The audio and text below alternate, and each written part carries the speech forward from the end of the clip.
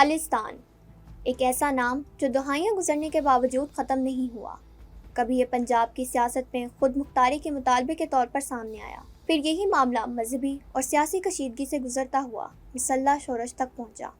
Golden temple में फौजी operation हुआ। सिख मुखालिफ फसादात ने एक पूरी नस्ल के जहन पर गहरे नकूश छोड़े। पंजाब बरसों खून रेजी की लपेट में रहा। हज़ारों लोग मारे गए और लापता हुए, और फिर जब बंदूकें खामोश हुईं तो यही मुतालबा भारत से बाहर सिख डायस्पोरा की सियासत में जिंदा रह गया। आज खालिस्तान का नारा पंजाब में 1980 की दिहाई जैसे मुसल्लह शोरश की शक्ल में नहीं, बल्कि लंदन, कनाडा, अमेरिका, ऑस्ट्रेलिया और यूरोप के मुख्तलिफ शहरों में रैलियों, सियासी मुहिमात और रेफरेंडम्स की सूरत में सुनाई देता है। और अब 16 अगस्त 2026 को अमेरिका के शहर इंडियानापोलिस में खालिस्तान रेफरेंडम का एक और मरहला होने जा रहा है। लेकिन ये रेफरेंडम सिर्फ आज की खबर नहीं, इसके पीछे तकरीबन निस्फ सदी पर फैली एक ऐसी तारीख है जिसमें सियासत, मजहबी शनाख्त, रियासती ताकत, अलहदगी पसंदी, दहशतगर्दी, इंसानी हकूक़ और हज़ारों जानों का अलमिया एक दूसरे से जुड़ा हुआ है। सबसे पहले ये समझना ज़रूरी है कि खालिस्तान आखिर है क्या। खालिस्तान से मुराद एक मुजव्वज़ा आज़ाद सिख रियासत है जिसके क़याम का मुतालबा खालिस्तान तहरीक के हामी करते हैं। इस तहरीक के हामी इसे सिखों के हक़ खुद इरादियत और एक अलग सियासी वजूद की जदोजहद करार देते हैं, जबकि भारत इसे अलहदगी पसंद तहरीक समझता है और इसके बाद मुसल्लह गिरोहों को दहशतगर्दी और तशद्दुद से जोड़ता है। लेकिन खालिस्तान की तारीख को सिर्फ एक अलहदा मुल्क के मुतालबे से समझना मुमकिन नहीं, क्योंकि इसके इब्तदाई सियासी पस मंज़र में सिख शनाख्त, पंजाब की ज़ुबान, सूबाई खुद मुख्तारी और मरकज़ और रियासत के इख्तियारात का तनाज़ा भी शामिल था। 1947 में बड़े सगीर की तकसीम हुई तो पंजाब भी तकसीम हो गया। लाखों लोग हिजरत पर मजबूर हुए, बड़े पैमाने पर खून रेजी हुई और सिख, मुसलमान और हिंदू ख़ानदान अपनी ज़मीनों, घरों और आबाई इलाकों से जुदा हुए। तकसीम के बाद भारतीय पंजाब में सिख सियासी क़यादत के सामने ये सवाल मुसलसल मौजूद रहा कि एक ऐसे मुल्क में जहाँ सिख आबादी मजमूई तौर पर अक़लियत है, उनकी मजहबी, सकाफ़ती और सियासी शनाख्त को किस तरह महफूज रखा जाए। इसी पस मंज़र में आगे चलकर पंजाबी सूबा तहरीक सामने आई, जिसका बुनियादी मुतालबा पंजाबी ज़ुबान की बुनियाद पर अलग रियासत का क़याम था। इस तहरीक ने सिख सियासी शनाख्त और पंजाब की इलाकाई सियासत को नई सिमत दी। 1966 में भारतीय पंजाब की लसानी बुनियादों पर दोबारा तश्कील हुई। हरियाणा अलग रियासत बना और पंजाब का मौजूदा जोग्राफियाई नक्श बड़ी हद तक सामने आया। लेकिन इसके बावजूद इख्तिलाफात ख़त्म नहीं हुए। चंडीगढ़ किसके पास रहेगा, दरियाओं के पानी की तकसीम कैसे होगी, पंजाब को कितने इख्तियारात हासिल होंगे, मरकज़ और रियासत के दरमियान ताकत का तवाज़ुन क्या हो, ये सवालात मुसलसल सियासी कशमकश का हिस्सा रहे। फिर 1973 में आनंदपुर साहब करारदाद सामने आई। खालिस्तान की तारीख में इस करारदाद का नाम बार बार आता है, लेकिन यहाँ तारीखी दुरुस्ती बहुत ज़रूरी है। असल करारदाद को बराह रास्त एक आज़ाद खालिस्तान के ऐलान के तौर पर पेश करना दुरुस्त नहीं।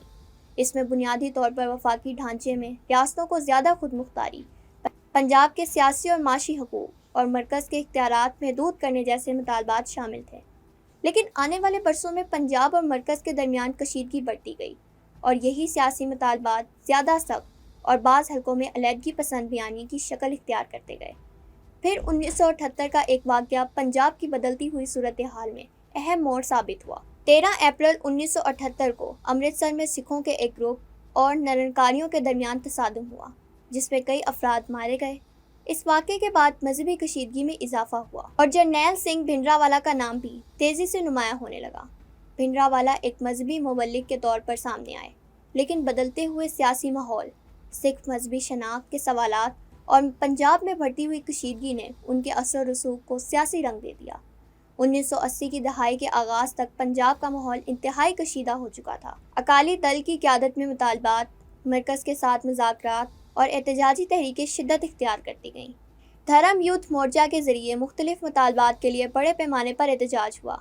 गिरफ्तारियाँ बढ़ीं, तशद्दुद के वाक़यात बढ़ते गए और रियासत और सिख अस्करियत पसंद अनासिर के दरमियान फासला मुसलसल बढ़ता चला गया। जून 1984 को खालिस्तान की तारीख हमेशा के लिए एक नए बाब में दाखिल हो गई। अमृतसर का गोल्डन टेम्पल सिख मज़हब का मुक़द्दस तरीन मरकज़ है। इसी कॉम्प्लेक्स में मौजूद अकाल तख्त सिख मजहबी और सियासी तारीख में इंतहाई अहम मकाम रखता है। जून 1984 में भारतीय फौज ने ऑपरेशन ब्लू स्टार शुरू किया। शदीद लड़ाई हुई, बड़ी तादाद में लोग मारे गए और अकाल तख्त को शदीद नुकसान पहुंचा। ऑपरेशन ब्लू स्टार खालिस्तान तहरीक के लिए एक फैसला कुन मोड़ बन गया। 31 अक्टूबर 1984 को भारतीय वज़ीर आज़म इंदिरा गांधी को उनके 2 सिख मुहाफ़िज़ों ने कत्ल कर दिया। इस कत्ल के बाद दिल्ली समेत भारत के मुख्तलिफ इलाकों में सिख मुखालिफ फसादात फूट पड़े। सिख खानदानों को निशाना बनाया गया, घरों और दुकानों को जलाया गया और हज़ारों अफराद जान से गए। बाद की दहाइयों में इन वाक़यात के हवाले से इंसाफ, एहतसाब और ज़िम्मेदारों के खिलाफ कार्रवाई एक बड़ा सियासी और कानूनी मसला बन गई। खालिस्तान के हामियों के लिए 1984 सिर्फ एक तारीखी वाक़या नहीं, उनके सियासी बयाने का बुनियादी हवाला बन गया। पंजाब में हालात मज़ीद ख़राब हो गए। खालिस्तान के नाम पर मुख्तलिफ मुसल्लह तंजीमें फ़ाल हुईं, जिनमें Babbar Khalsa international, Khalistan commando force और दीगर गिरोह शामिल थे। रियासती इदारों और असकियत पसंदों के दरमियान लड़ाई ने पंजाब को बरसों तक खून रेज़ी में मुब्तला रखा। 1984 से 1995 तक भारतीय सिक्योरिटी फोर्सेस की इंसदाद शोरश कार्रवाइयों के दौरान गैर कानूनी हिरासत, तशद्दुद, जबरी गुमशुदगियों और मावराए अदालत हलाकतों के संगीन इल्ज़ामात सामने आए। ह्यूमन राइट्स वॉच के मुताबिक इस दौर में हज़ारों अफराद मारे गए और हज़ारों सिखों के लापता होने, मुबैना मावराए अदालत कत्ल और खुफिया तौर पर लाशें ठिकाने लगाने के वाक़यात सामने आए। पंजाब में इस दौरान तशद्दुद का एक और इंतहाई अहम बाब भी सामने आया। 23 जून 1985 को एयर इंडिया की परवाज़ 182 बम धमाके के शिकार हुई और जहाज़ में सवार 329 मुसाफिर और अमले के अरकान हलाक हो गए। ये वाक़या उस दौर की अस्करियत पसंदी की बैनुल अक़वामी नोयत और उसके आम शहरियों पर तबाहकुन असरात की एक अलनाक मिसाल बन गया। यूँ पंजाब में एक ऐसी जंग जारी थी जिसमें रियासत भी ताकत इस्तेमाल कर रही थी, मुसल्लह गिरोह भी तशद्दुद कर रहे थे और सबसे ज़्यादा कीमत आम शहरी अदा कर रहे थे। घर उजड़ रहे थे, नौजवान लापता हो रहे थे, ख़ानदान अपने बेटों की तलाश में दरबदर थे। दूसरी तरफ बम धमाकों, कत्ल और खौफ ने आम जिंदगी को मफलूज कर दिया था। 1990 की दहाई के वस्त तक पंजाब में मुसल्लह तहरीक तकरीबन ख़त्म हो चुकी थी, जो एक दहाई से ज़्यादा अरसे तक रियासत और माशरे के लिए सबसे बड़ा सिक्योरिटी चैलेंज बनी रही। लेकिन तहरीक ख़त्म नहीं हुई, सिर्फ इसका मैदान बदल गया। पंजाब में बंदूकें खामोश हुई तो खालिस्तान का बयानिया भारत से बाहर आबाद सिख डायस्पोरा के एक हिस्से में ज़िंदा रहा। बरतानिया, कनाडा, अमेरिका, ऑस्ट्रेलिया और यूरोप में आबाद सिख कम्युनिटीज़ के बाज़ हलकों ने 1984 में पंजाब में होने वाली मुबैना इंसानी हकूक़ के खिलाफ वर्जियों और सिख सियासी शनाख्त के सवाल को नई नस्ल तक मुंतकिल किया। वक्त गुजरा, टेक्नोलॉजी बदली, सोशल मीडिया आया और तहरीक का अंदाज भी बदल गया। अब बंदूक के बजाय वोट की बात होने लगी। इसी नए दौर में जस्टिस फॉर सिख नुमाया हुई। तंजीम ने खालिस्तान के क़याम के लिए एक आलमी रेफरेंडम मुहिम शुरू की। भारत ने SFJ को गैर कानूनी तंजीम करार दिया और इसे अलहदगी पसंद सरगर्मियों से जोड़ा। 2021 में इस मुहिम ने बाकायदा रेफरेंडम की शक्ल इख्तियार की। लंदन से शुरू होने वाली मुहिम के बाद Switzerland, Italy, Australia, New Zealand, Canada और अमेरिका समेत मुख्तलिफ ममालिक में इसके मराहिल मुनक्किद किए गए। यानी एक ऐसी तहरीक जिसने कभी पंजाब में बंदूकों का सामना किया था, अब लंदन, टोरंटो, वैंकूवर, रोम, सिडनी और दूसरे शहरों में वोट, रैली और सियासी मुहिम के ज़रिए अपनी आवाज़ बुलंद करने की कोशिश कर रही थी। यहाँ एक बुनियादी बात समझना बहुत ज़रूरी है। ये सरकारी इंतखाबात नहीं हैं। ये किसी मुल्क की हुकूमत, अक़वाम मुत्तहिदा या किसी बैनुल अक़वामी इंतखाबी इदारे के ज़ेर इंतज़ाम नहीं होते। इनके नताइज भारत की सरहदें तब्दील नहीं करते, पंजाब की आइनी हैसियत नहीं बदलते और ना ही इनसे खालिस्तान एक आज़ाद रियासत बन जाता है। इनकी असल हैसियत सियासी और अलामती है। खालिस्तान के हामी इन्हें सिख डायस्पोरा के एक हिस्से की सियासी राय के इजहार के तौर पर पेश करते हैं और अब ये मुहिम अमेरिका पहुंच चुकी है। 16 अगस्त 2026 को इंडियानापोलिस में खालिस्तान रेफरेंडम का एक और मरहला मुनक्किद होने जा रहा है। SFJ ने इस वोटिंग के लिए मुहिम चलाई है और 1 अगस्त को इंडियानापोलिस में खालिस्तान के हामियों ने एक तकरीबन 5 मील तवील कार काफिला भी निकाला, जिसे मुंतज़मीन ने 16 अगस्त के रेफरेंडम के लिए हमायत मुतारिक करने की मुहिम करार दिया। 16 अगस्त की वोटिंग में बुनियादी सवाल यही है कि आया भारतीय पंजाब को एक आज़ाद मुल्क खालिस्तान बनना चाहिए या नहीं। लेकिन इस वोट का कोई कानूनी या आइनी इख्तियार नहीं, यानी इस रेफरेंडम के नताइज चाहे जो भी हों, उनकी बुनियाद पर न भारत की सरहद तब्दील होगी और ना ही पंजाब फौरी तौर पर एक नई रियासत बन जाएगा।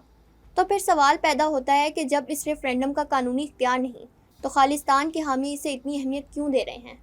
دراصل یہ ووٹنگ اس بات کا اظہار ہے کہ دنیا کے مختلف ممالک میں آباد سکھوں کے ایک حصے کے اندر خالصتان کا مطالبہ اب بھی موجود ہے، اور یہی وہ مقام ہے جہاں خالصتان کی پوری تاریخ دوبارہ ہمارے سامنے آتی ہے۔ یہ ایک ایسی تحریک ہے جس نے کئی شکلیں اختیار کی، پہلے سیاسی مطالبہ، پھر احتجاج، پھر مسلح شورش، پھر ریاستی کریک ڈاؤن، پھر عالمی ڈسپورا کی سیاست، اور اب ریفرینڈم۔